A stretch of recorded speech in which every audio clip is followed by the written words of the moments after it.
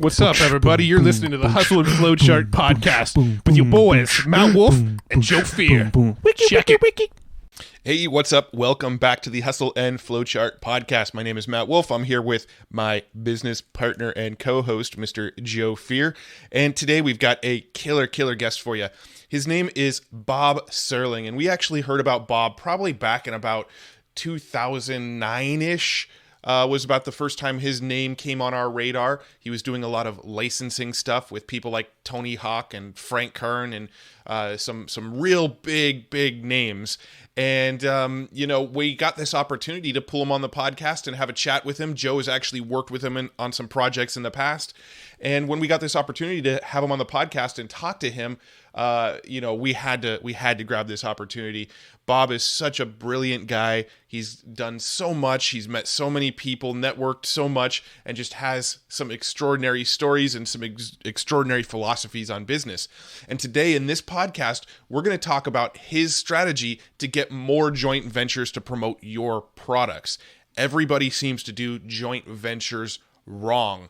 The common wisdom is you go out, you email everybody you know that does affiliate marketing, and you just kind of blanket them all and say, hey, will you promote my stuff, right? Well, Bob has a different strategy. He kind of flips that strategy and has a pretty surefire way to get a lot of people promoting your products. It's a great conversation. Bob is an awesome guy and has some great stories to tell and a great philosophy on networking and building partnerships for your business. So I think you're really going to enjoy this one. You're going to get a lot from it. Bob Serling is amazing. And I'm going to stop kissing his butt now, and let's just go ahead and jump right in. All right, Bob. Thanks for coming on the show here with us. Hey, thanks a lot for having me. Yeah. So we kind of let's just crack into your story. You're an interesting fellow. Yeah. You're in San Diego, in a beautiful part of San Diego by the coast, but you've done a lot, it sounds like. Licensing, all sorts of things in the past, joint venture, some inventing. We won't, So I guess chat about that a little bit and what you've been up to. Okay, well, I think like most entrepreneurs, I have multiple interests, and so I try to, and I also get bored doing just one thing. So I try to keep busy in a couple of different areas, but they're all interrelated. So, I'm a marketing consultant, and I have training programs in marketing. And then separate from that, I have programs that specialize just in the area of joint ventures. And I broker joint ventures for a few clients. And I separate them out because joint ventures are really their own form of marketing, and they're really done wrong by most people. So I focus on helping people getting them right. And then I've always licensed my intellectual property, whether they're marketing campaigns or email campaigns and things. I've licensed them to other consultants and other industries. So I teach licensing of intellectual property. And then what goes along with that is that you can also create and license physical products, which I do. And a lot of people refer to that as inventing, but in the business world, professional inventors are referred to as product developers. But regardless of what you call it, I both do that and I teach it. And so, as you guys know, the thing I'm probably best known for in terms of licensing physical products is a skateboard toy I did that had Tony Hawk's logo and the logos of 6 other really high-end popular skateboard brands. And that sold all over the world. And then the company that manufactured that was bought for like $180 million, nice. Which I got maybe a few pennies, but, and so I'm active in all those different areas, and, I kind of shift my focus from one to the other at different times. But, I think the area though, where I can be of the most help to most entrepreneurs is in that area of joint ventures, just right. Helping people understand how to but set up joint ventures for their business in a way that's really going to get them results instead of a lot of the phony promises that are out there. Awesome. Yeah, no, we're really looking forward to talking about the joint venture stuff in just a second. I actually, just for my own curiosity, I'm curious how you ended up getting hooked up with Tony Hawk. Without going on too much of a tangent here, I don't really want to, shift the call in this direction, but I'm just curious. I can answer it in 2 words or 3 words. 4 words: through a joint venture. I love it. I love it. It was a joint venture, and it was actually pretty easy. We're in San Diego, which is the skateboarding capital of the world. Right. And so I created this toy, and I actually had created it for my son because he was really into skating. And I just sent an email to everybody I knew, friends, family, business associates in San Diego only, and said, hey, do you know anybody in the skateboard industry who works professionally? I've got this skateboard toy. Mm-hmm. And my next door neighbor, within a half an hour, got back to me and said, hey, my son goes to school with Chris Miller's son. And Chris is Tony's business partner in Tony Hawk shoes. Are you interested in talking to him? Well, Chris is also a world-renowned skateboarder. And so anyway, of course I said yes.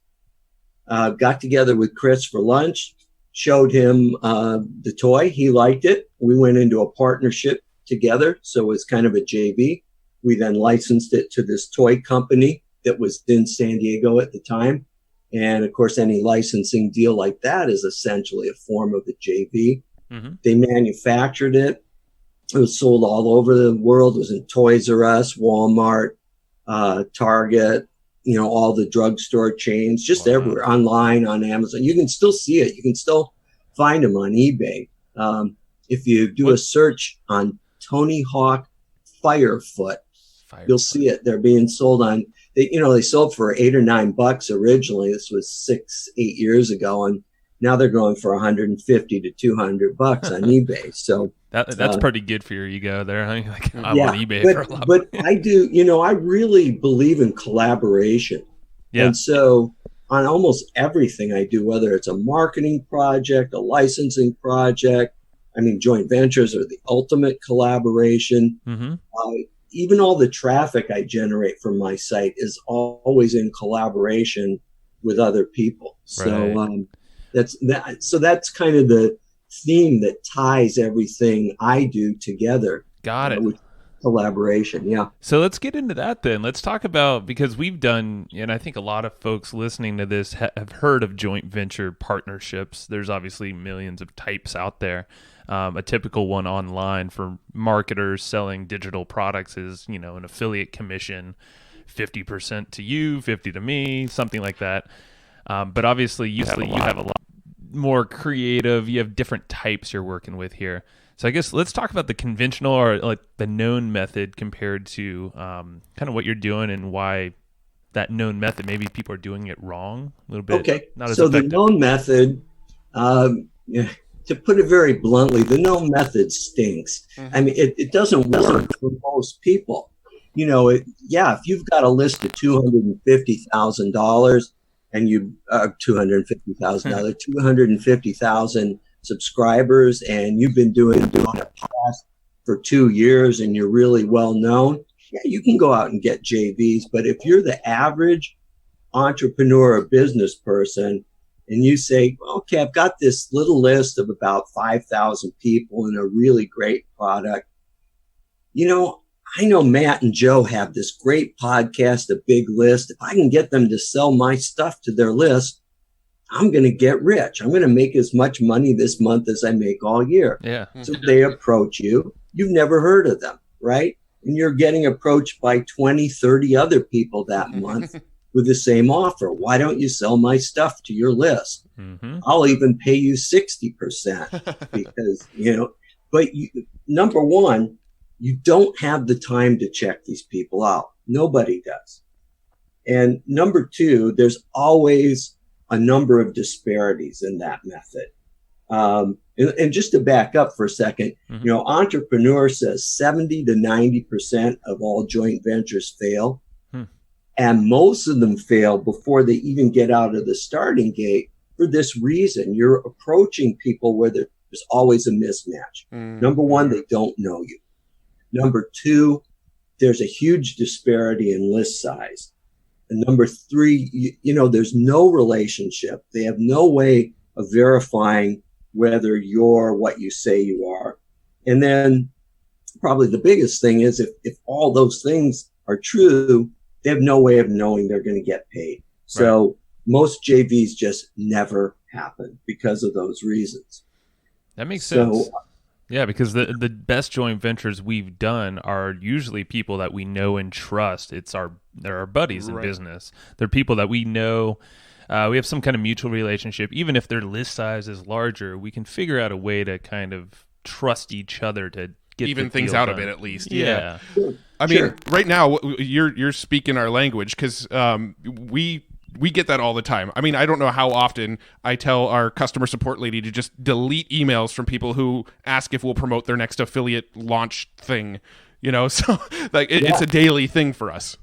Yeah, absolutely. And it is for just about anybody with a quality list. And for those reasons, JVs just aren't going to work with that conventional approach. Sure. So I guess let's flip into what you would suggest to do otherwise. Okay, well, I'm glad you used that because I call my approach a flip joint venture. Yeah. I'll talk about exactly what that is and how it works in a second, but I think what's important to understand is that the benefits you get when you flip the relationship, first of all, you're going to immediately eliminate all the problems we just talked about. Mm-hmm. It's not magic. It's very practical, and it's a very strong marketing fundamental that does this for you. And I'll talk about it in a second. Okay. And then when you do it this way, instead of getting 0 to 1% of your partners to agree to work with you, you can get 99% of them. I've had people, you guys know Brad Costanzo. Oh yeah, he's a good friend of ours. Yeah. And Brad said, he gets 99% of the partners he approaches accept the deal when he uses this method. Wow. At the same time, now you talked about it, you want to do JVs with people you have relationships with. Well, this gives people a way to get paid to build a relationship with you. And so, and you'll see it all come together in just a minute. Mm-hmm. And then the other benefits are that it can create an immediate cash surge for your business, and 95% of that is profit. And when you do it my way, it's going to lock in a lot more customer loyalty as you do that. You sound like some pretty massive wins in my... I feel like I'm being teased right now. I'm like, I need to know this now. You're good at this, Bob. All right. Well, it's easier to kind of lay out those advantages before you get into the method. Oh, yeah, of course. It's the why before the what. Right. So let's get into the method. And again, I call it a flip joint venture. And all you have to remember is that most people think of a joint venture as, man, I've got this product, and if I can only get this expert with this 300,000 person list to sell my product, that's it. I'm set. Mm-hmm. I'll build a big list. I'll make a lot of sales. I'll become well known, and everything will be great from there. But it doesn't happen. So what I recommend that people do is they flip that relationship. And the way you do that is that you offer to sell the partner's product.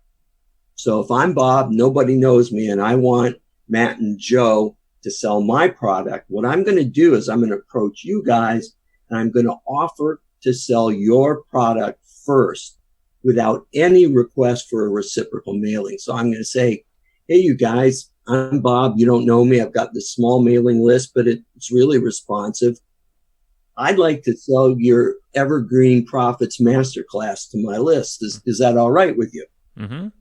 Totally. Okay. Do it. Yeah, totally. Exactly. So almost everybody's going to say yes. Now you're beginning to establish a relationship.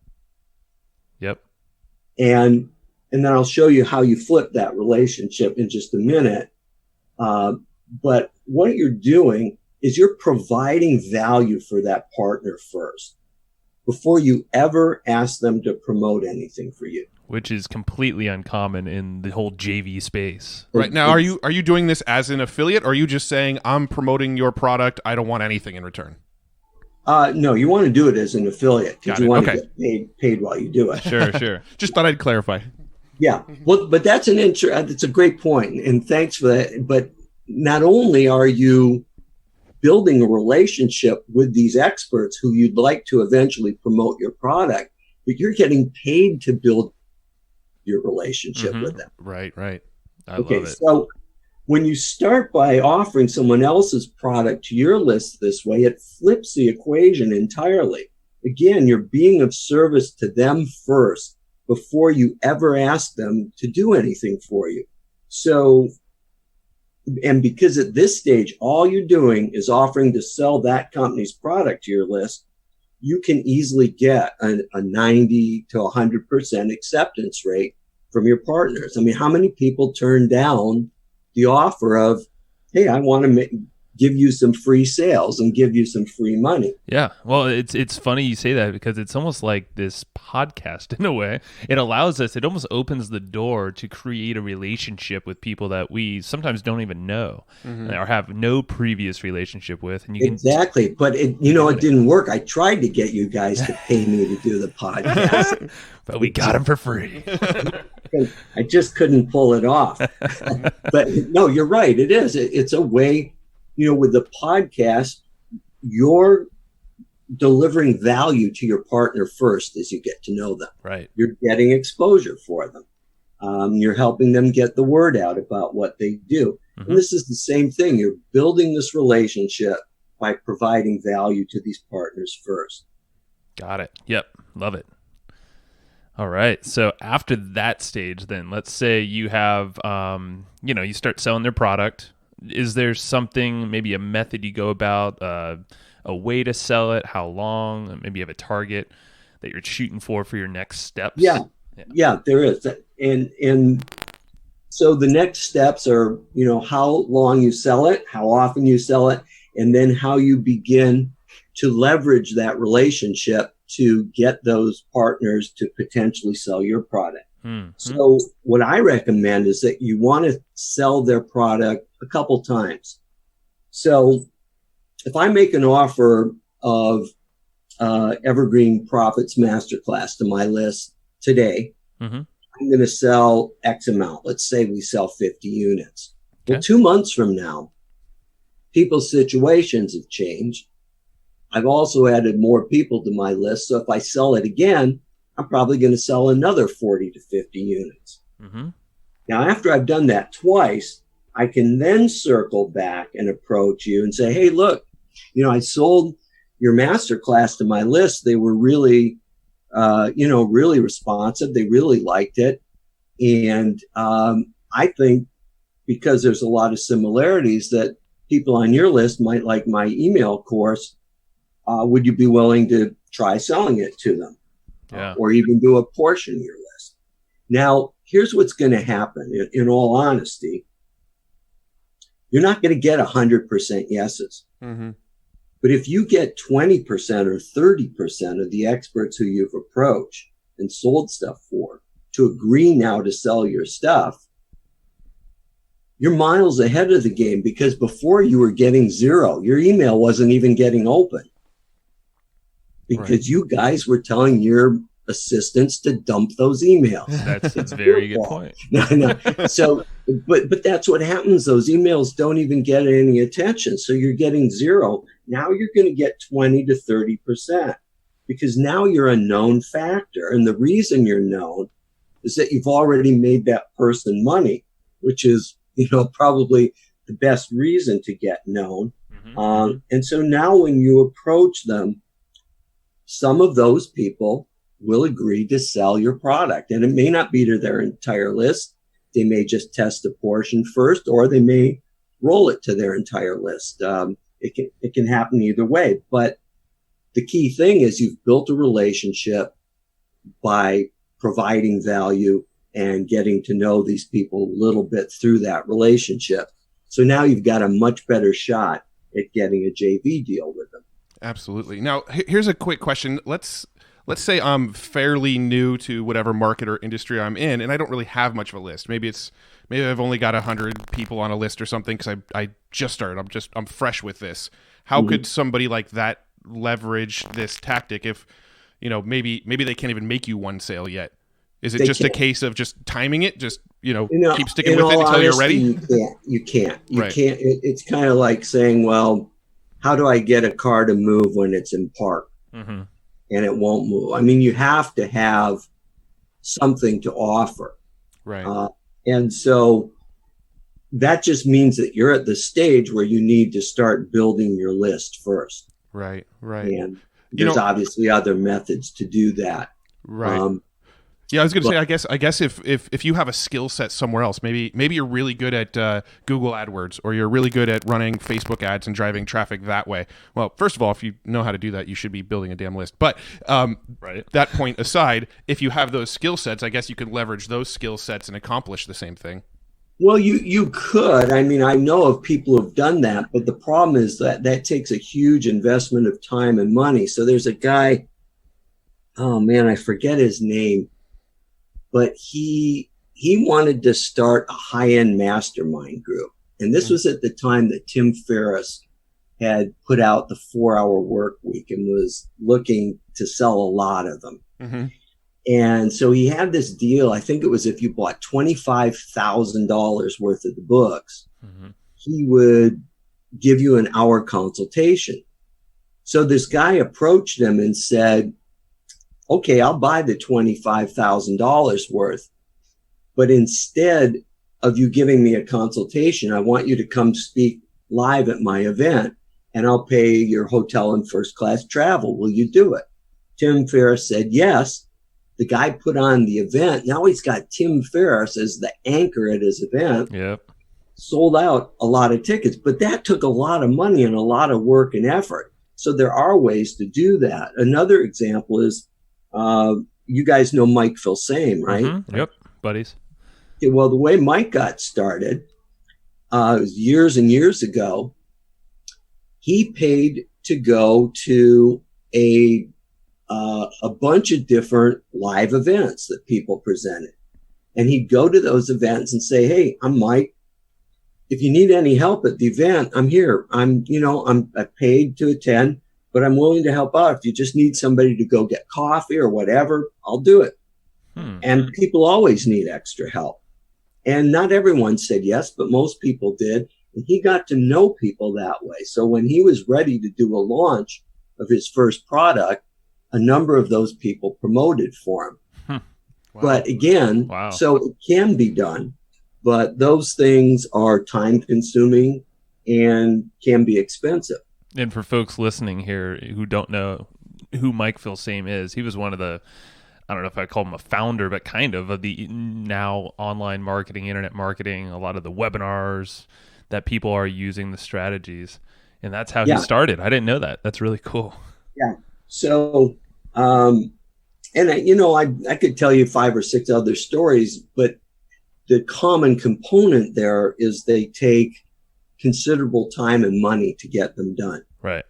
So, you have to weigh whether it's worth it to you to do that or just to build a list the conventional way through various traffic methods. And then once your list gets to, I'd say 3,000 to 5,000, then you can start approaching partners about selling their products or services for them to begin to build those relationships. Got it. Yeah. No, this is really cool because it's almost like the Go Giver, the book. It's like, you're just doing these without thinking of any reciprocation. You're just kind of putting it out there. You're creating this network now, and you're getting talked about. I'm sure the word of mouth spreads pretty well too. Well, it's interesting because I think Joe and I actually have similar. I'm just kind of thinking back to when we first got started in this business, or roughly around 2007-ish. We actually started in a similar manner. I think, Joe, weren't you going and basically you knew how to make videos? Mm-hmm. You went and you reached out to people and said, hey, can I make this video for you for free? No strings attached. Right. I just want to help some people out because I'm trying to learn the industry. Mm-hmm. And I did the same thing with installing WordPress blogs for people. So just kind of thinking back, it wasn't a methodical method back when we did it. We weren't that wasn't our end goal with it. We were just trying to help and learn Kinda the industry a little bit. But, thinking back to how we got started in what we do now, that kind of is what we did. Right. Yeah. So you were being of service to somebody first. Right. And I think that's key. If you just keep that in mind, that's really, the takeaway here for mine.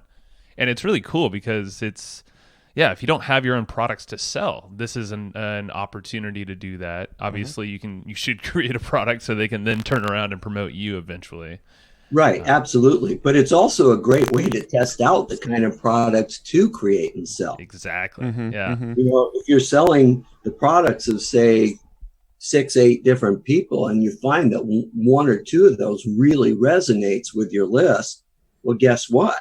You create a product in that category. Yeah, absolutely. Now, before we were chatting, before we actually hit record on this, you were mentioning that your methods can actually create a higher level of customer loyalty. Can you explain what you mean by that when you say this stuff creates a higher level of customer loyalty? Sure. Customers who buy an item always have interest in other items.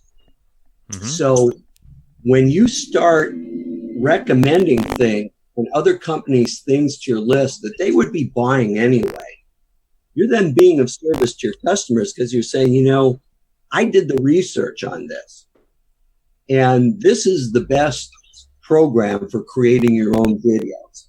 There's probably, 40,000 pieces of software for creating videos. The one we found is the best and the easiest, whether you're a beginner or you're much more advanced. And we've gotten you a discount for it. Your customers really appreciate you for that, because that type of research takes them a lot of time, and there's a lot of hit and miss.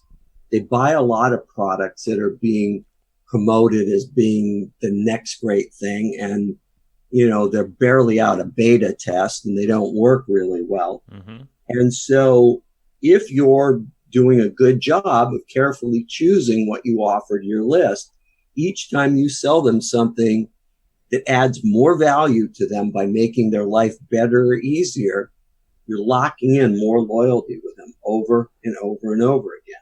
I guess that's the key, is making that person, the partner's life, and the customers too, better and easier. Mm-hmm. And that's really what you're trying to achieve. Once you do that, you're gaining their trust, and then all doors open from there. Yeah, I feel like we've had a lot of resistance in the past teaching people that they should promote products as an affiliate on top of what they're already doing, because it's a great additional revenue stream. But for whatever reason, there's been a lot of resistance. I think there's sort of, people think there's shady elements of affiliate marketing, or they're a little worried about it, probably because of what you're saying. A lot of people just go out there and say, hey, this is the next great product. This is the next great product. This is the next great product. And somebody's like, well, you just promoted 3 separate video products that all do the same thing. Which one's the best great product?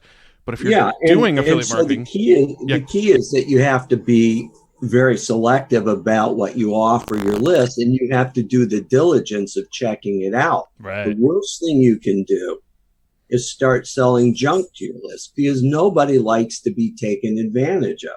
Right. So if you always keep in mind, hang on just one quick second. Sure. And Matt, it kind of sounds so. Sorry, because I'm the consummate professional, I had to interrupt this to open the door and let the dog out. Hey, that's fine. Big time expert stuff here. So, if you keep in mind the whole concept again of being of service to your customers, and only sell them things that you would buy or that you have bought or tested, then you can't go wrong. If you sell them junk, you're just going to flop. That's right, and you deserve to. Yeah, and then that's exactly how we promote things now. And we only do promote maybe 3 things at one time. We kind of do it for a long period of time too, but it's all usually software or very select products or trainings that we've all used, or both of us have here used in our business all the time. So we can totally get behind them. And that's how we've made the biggest impacts. Yeah. The most money. So, so I'm just thinking, okay, I mean, there's so many industries and ways you can do this. So not only just selling products online, like you said, you did this with Tony Hawk. This is how you you approach that, and that seems like kind of a different scenario. You had a product of your own. I'm kind of curious, how did you gain the trust of more than, hey, I got a really cool product, I want to leverage your brand? And I didn't. I never could have gotten. First of all, I never could have gotten to Tony Hawk. Sure. In fact, I've never met Tony Hawk. Mm-hmm. So remember, my relationship was through Tony's business partner, right, Chris Miller. And so Chris had that leverage, and Chris was the one who vouched for the toy. Yeah. So the way I got to Chris was through a neighbor who knew him. His son went to school with his son, so he had a common bond there. Yeah. So I guess what I'm getting at is even if someone's starting out, or maybe if they're not totally in the niche that they want to, do a joint venture with, maybe they want to break into something, it's really growing that network or asking the right people for their connections and kind of having, that group of people around them to open up the doors. Yeah, absolutely. I mean, if that's another way in. We talked about buying your way in by attending events or buying $25,000 worth of books. But if you want to get into an industry and people who are in that industry who can make introductions, that can be really helpful too. Because again, people want to do business with other people they know and trust. But if you're referred to them by somebody who they know and trust, that's almost as good as knowing them directly. Sure. So, oh yeah. Yeah, I agree. I mean, that makes a lot of sense. I mean, just thinking through our business, the interesting thing is we haven't been super methodical about a lot of this stuff, but thinking through a lot of, this is how a lot of it has actually played out. Because I think the times that we have promoted other affiliate offers without actually knowing the person we're promoting very well has come from a reference or borrowed credibility from other people.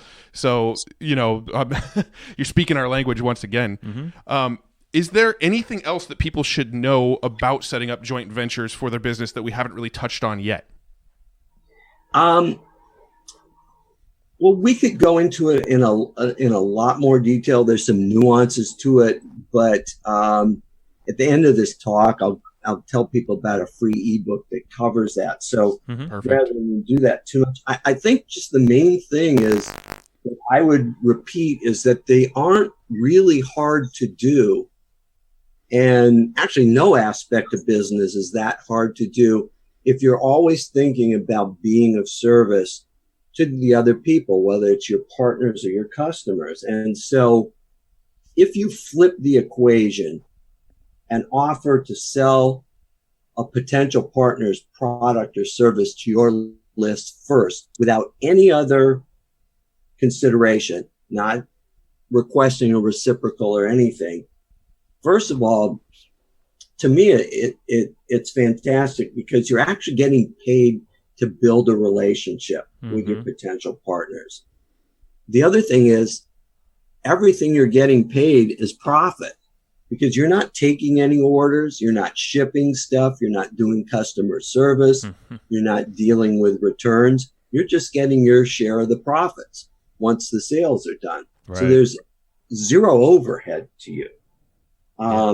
And with your own list, what you'll start to see is when you make these types of offers, that there's kind of a core group of people who buy a lot of them. And those are eager repeat customers who you can start marketing more of your own products and services to, or survey and find out what else they want so you can more effectively pick things to sell them. And now you've got people, you're building that loyalty with people who will buy from you again and again. Yeah. So to me, the benefits of doing it this way in what I call a flip joint venture, there's so many benefits that I don't see why anybody would even consider using the conventional approach anymore. You're right. I mean, it's kind of funny. I mean, going back to almost a buyer is a buyer, but you have these select groups. Everyone does. Every business owner on their list they'll see some trends of some common names that just buy pretty much everything you ever put out. Well, we've literally had people email us and say, hey, I bought this product. I haven't read the sales letter yet, but I bought it because you guys told me to. Yeah, absolutely. I think, go ahead. And again, that comes back to the fact that you've never sold people junk. Right. They know that when you make a recommendation, it's something that's really good. So if I'm looking for software to do video production and you guys recommend it to me and I trust you, I don't need the sales letter. Sure. I may browse the sales letters to see what the features of the software are, but I don't need the convincing, because it's my relationship with you and my bond of trust with you that's driving that sale, not the material in the sales letter. Mm-hmm. Yeah, you describe pretty much most of the stuff I buy. Either Matt or some other trusted friend of mine or affiliate will be, and I just skim it for like, all right, yeah, I could do X. All right, cool, yeah, man. I'll buy it. No, I'm laughing right now because I can't remember the last time I actually read a sales letter. Yeah, that's true too. So I guess I'm kind of curious of what has been your most difficult joint venture experience, and how did you overcome that to make it a success for you? Well, the most difficult was when I used to broker conventional style joint ventures for clients. So I had a client who was in the financial services industry and another client who was in the business insurance industry. So one guy did business loans, the other guy did business insurance. Mm-hmm. Sounded like a match made in heaven. Mm-hmm. We sold,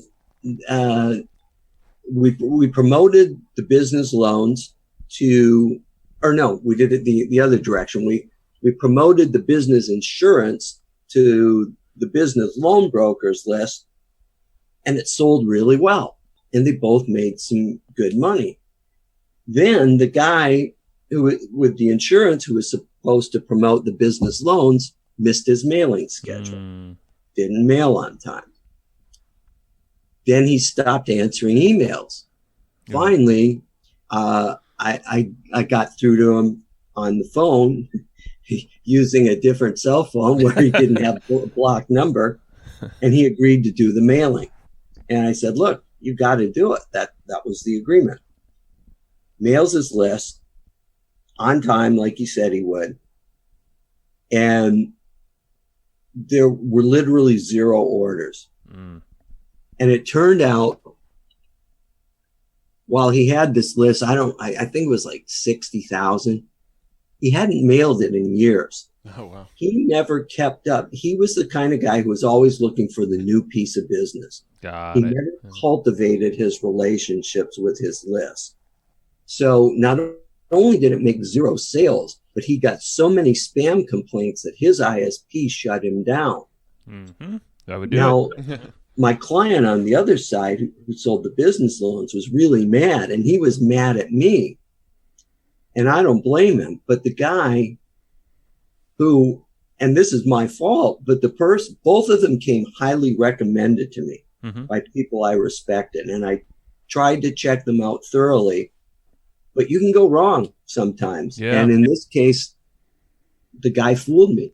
Right. And so it's funny because the guy with the business loans, I mean, I don't know what he made, maybe $125,000, $150,000 off selling the business insurance. So he made a lot of money, but he was mad, rightfully, because the other guy's promotion just didn't do anything at all.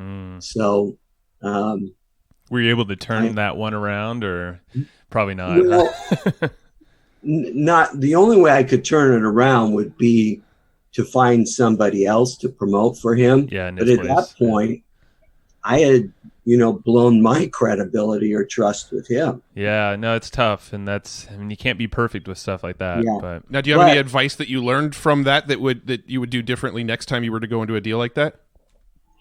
It's really difficult because, I'm perfect. No, I tried. I did my diligence. I tried to check but there isn't like a Yelp for business loans or Right. something They're not like going to that. audit their list. And He came to me from a person who I've had a long-term relationship. I really respect.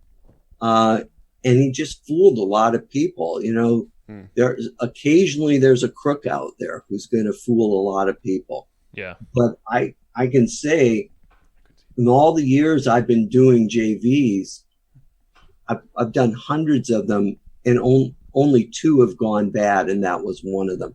And I guess that's the thing, is that shouldn't scare, and I didn't want to ask that question to scare people away, but just to look out and keep their radars open for that, and to look out for any issues that could bubble up. And really, that's kind of a different scenario. That was a scenario where you were acting sort of in a broker role, where you were trying to connect one person with somebody else. And a lot of what we talked about on this episode was how you can just purely be of service to somebody else, so that in the future you could capitalize on that relationship. Yeah, exactly. Yeah, absolutely. Cool.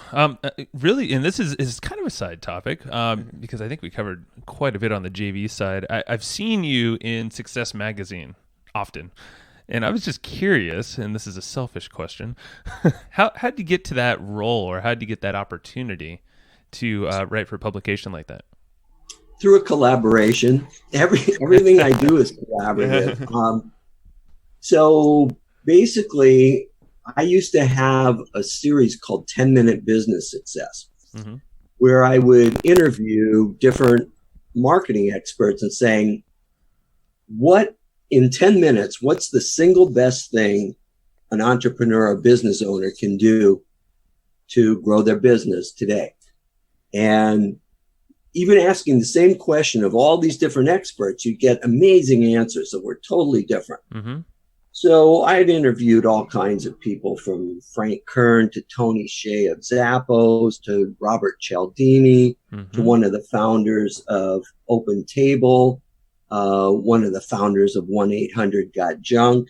And then one of the people I had interviewed was Darren Hardy, who at the time was the publisher of Success. Yep. And so I said to Darren after the interview, I said, one of the things I see Success doing, and every magazine doing, is they write all these articles from the standpoint of what they think their readers want to know. But what if we flipped it? What if I wrote a column called Ask Success, where people send in the questions they want to know, and then I get another expert to join me in answering that question? So what I did was I took my 10-minute business success concept and flipped it over to that. And Darren said, hey, that's a great idea. Let's do it. So that's what happened. And that became a regular column. And I wrote that column for, 18 months to 2 years, something like that. And then Success changed. They actually changed their target market to more kind of like the freelance market. Before they were small business owners and entrepreneurs.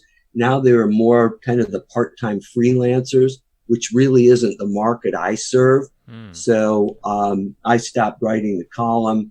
And then maybe 6 months to a year later, Darren sold off his publishing rights to another publishing company. And he was no longer the publisher because Darren didn't own Success. He was the publisher. And again, that market kind of skewed very differently than the market he works with, which is high-level executive CEOs. Right. So, but that's, just about everything I've done. I mean, my interview series was a collaboration with other experts that drove a lot of traffic and helped build my list. Then one of the people I interviewed was Darren. We then collaborated on that to create a column for Success. And so, as I said, I think the one thread that is the common denominator that connects everything I do is collaboration with people. Right. That's awesome. Now, it's just, we have a few sort of wrap up questions that we ask everybody. Joe and I, we're both big readers. We read a ton of books. I'm curious if you have any books that you find yourself recommending to people often. Yeah, the one book.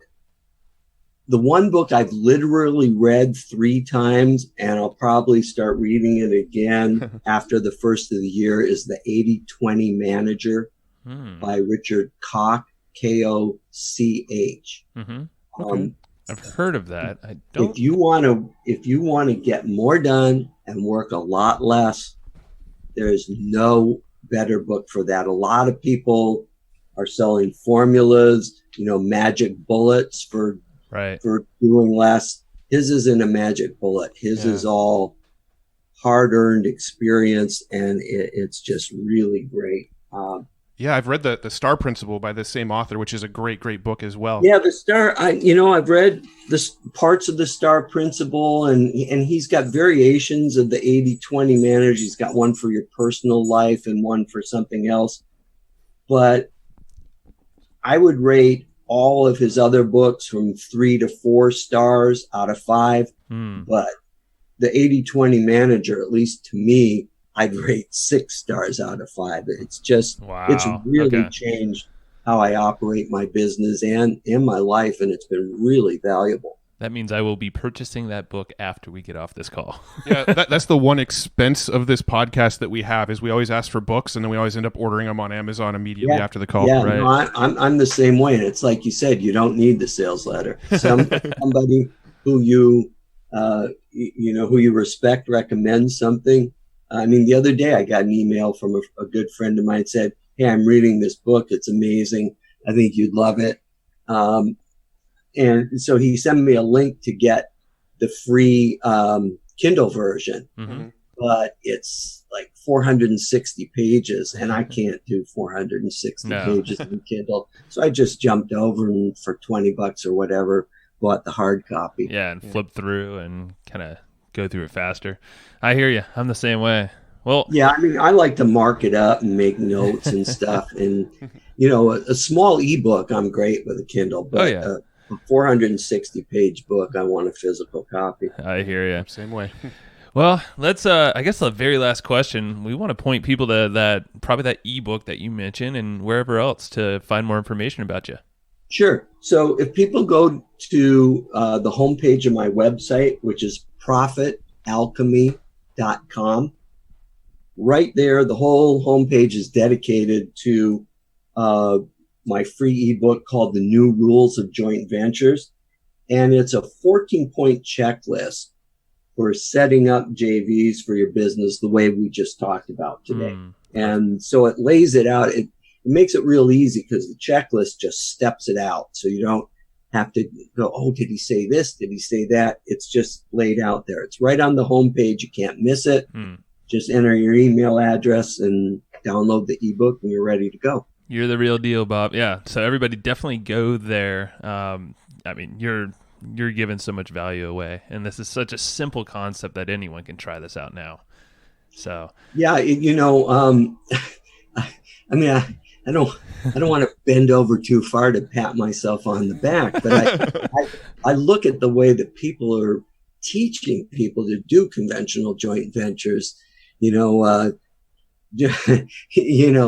Just call up Elon Musk and tell him you've got a new spark plug, and for sure he'll want to sell it to all the Tesla buyers. It's a perfect fit.